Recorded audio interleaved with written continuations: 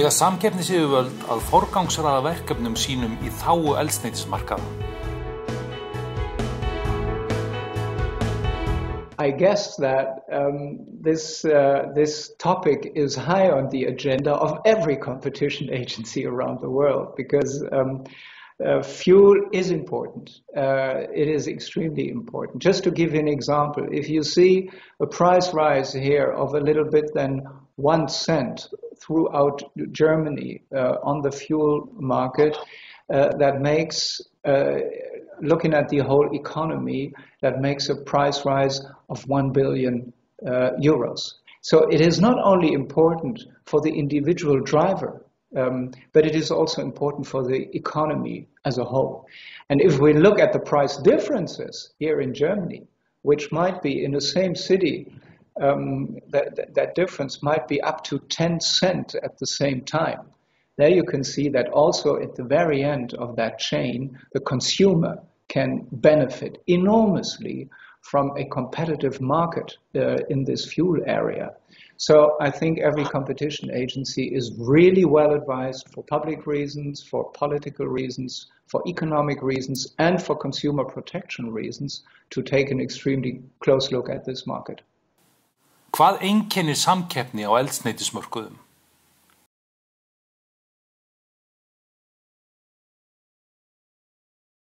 So gasoline is actually not exactly like electricity or a good that is completely homogeneous.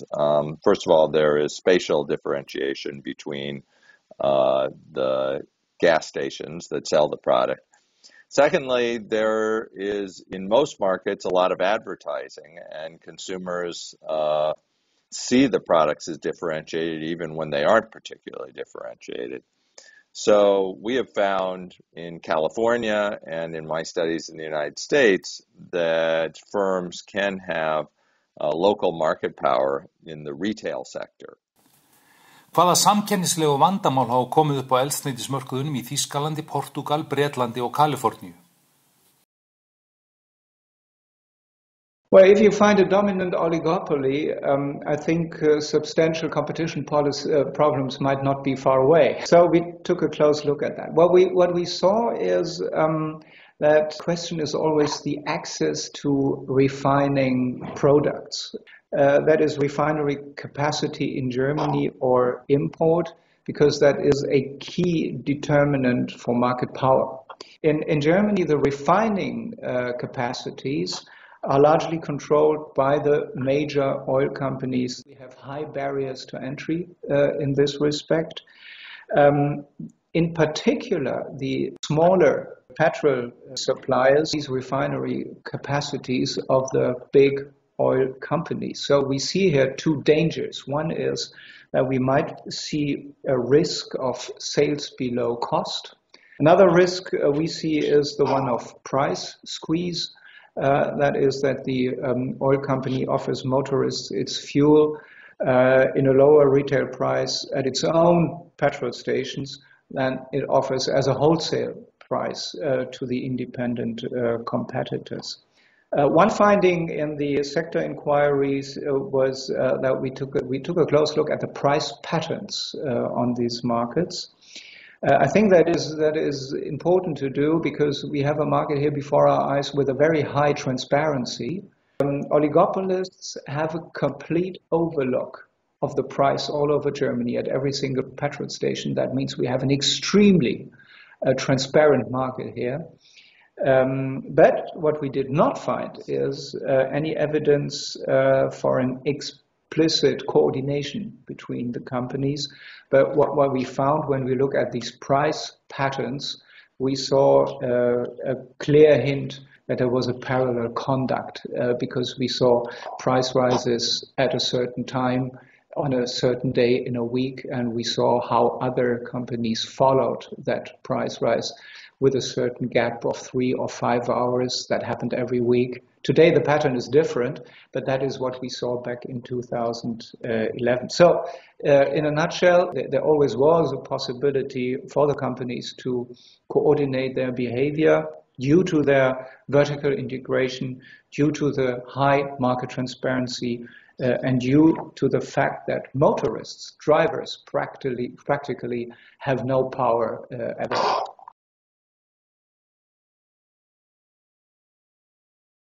The most recent piece of work we've done on this was published in January 2013. So what I'm about to say is around about 3.5 years out of date. We found that competition in the market was working effectively. Every level of the supply chain that we were looking at, we found evidence of reasonably strong competition on a UK-wide basis. What we found in terms of the structure was the retail end of the market was largely competitive. I mean, obviously there were pockets of the UK, smaller local markets where there wasn't as much competition, but across the UK in general there was fairly significant competition, and if anything it had been enhanced by supermarkets. Certainly in urban areas you were seeing growing competition and some of the smaller players exiting because supermarkets, because they can buy the product a lot cheaper, were kind of knocking them out. So we decided not to do any further work on a UK level. There was one particular issue that we did highlight with our work. So we found that motorway service stations, the prices of fuel were significantly higher than they were in the rest of the UK. And we put that down to a lack of transparency about the fuel prices that were being charged at those stations. So people who were driving along, they couldn't see the price unless they pulled off the motorway, and by that time, they just decided to pay whatever price was on offer.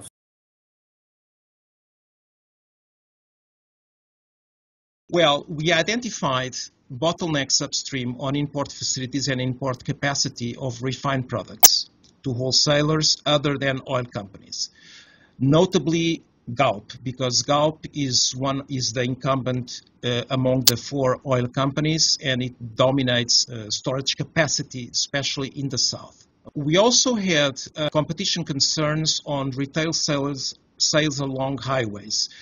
Why? Because only oil company brands were operating along highways. We don't have a situation like in France where you actually have hypermarkets operating as road fuel retailers along the highway. You basically have the 4 oil companies.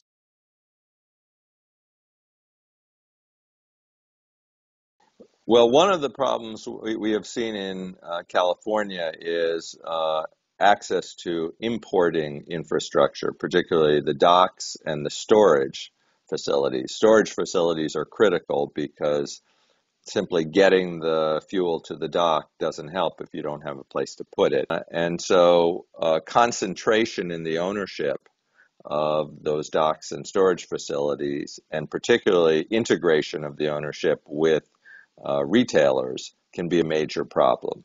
Once even downstream from there, what we see is that California has a much higher share of major brand retail outlets than the rest of the United States. In California, about 85% of all the gasoline is sold through one of just a handful of major brands, whereas in the rest of the United States, the number is close to 50%.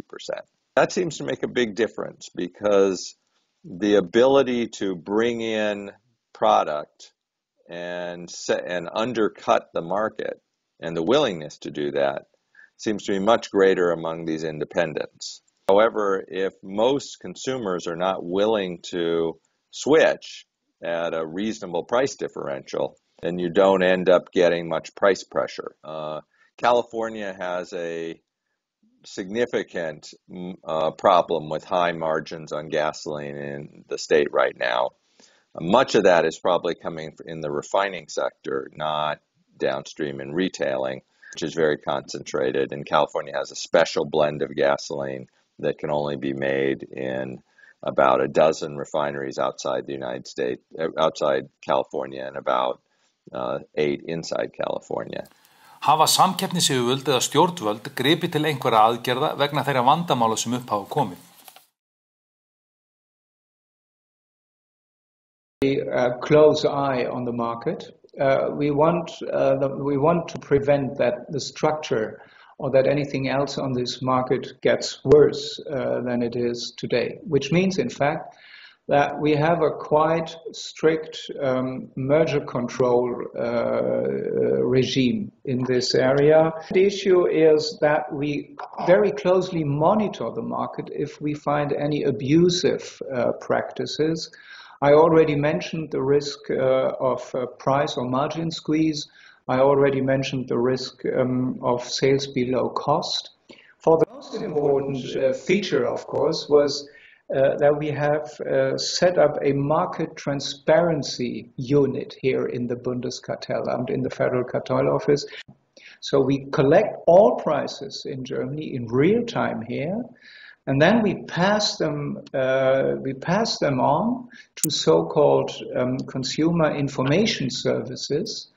They have developed apps for your smartphone, and they show you any price in Germany at any petrol station in Germany in real time. That is the first time, from my point of view, that we have a completely to exert competitive power by consumers, by drivers on the oil companies. What we plan to do is, that is the fourth measure, what we plan to do is to do a sector inquiry into the question of access to refinery capacities. Refineries are important also for the retail fuel market, and to look into this and to examine more closely the relationship between crude oil prices, wholesale prices, and petrol station prices. Over the last years, as you can see, there was quite some activity in this market.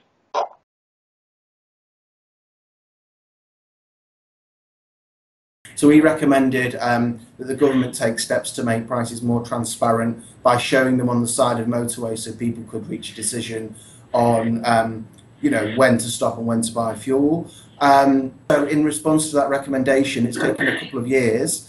The government has now decided to set up a trial where they're trialling road signs that are displaying this information.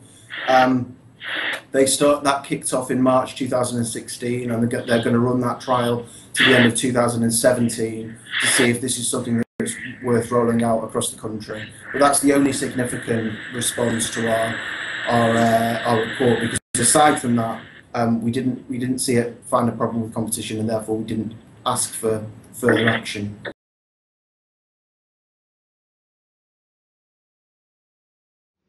Now, we had a full liberalization of all road fuel prices as of January the 1st, 2004. Now, that liberalization was followed by a recommendation by the Portuguese Competition Authority on access to fuel markets and on the publication and transparency of fuel prices.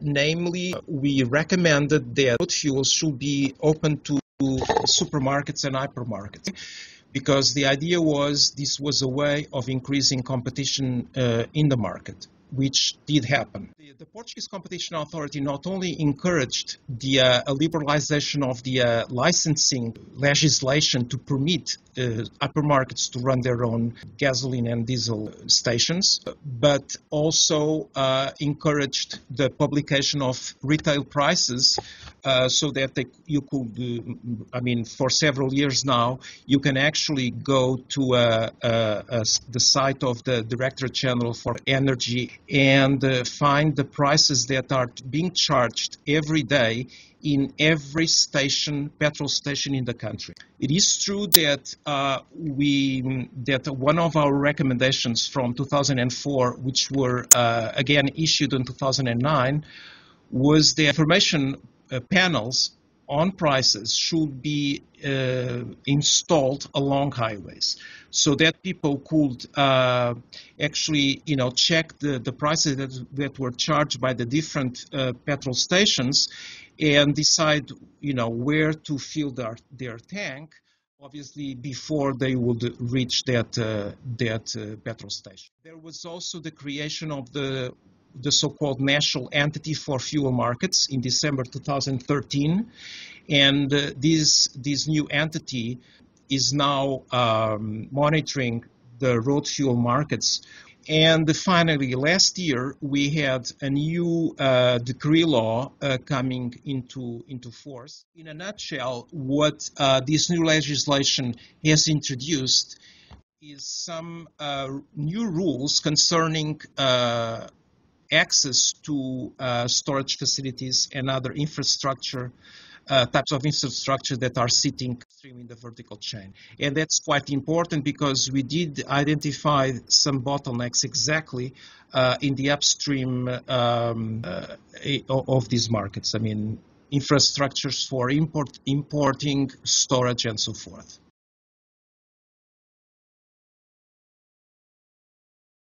In California, we have 5 major players who are controlling a very large share of the market, and that seems to be a problem.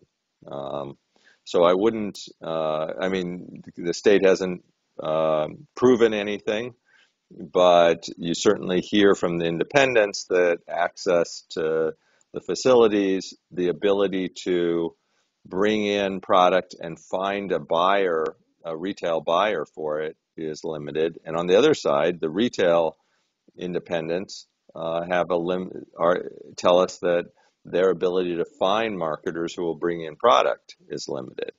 So there is this choke point at the import facility that seems to be very important.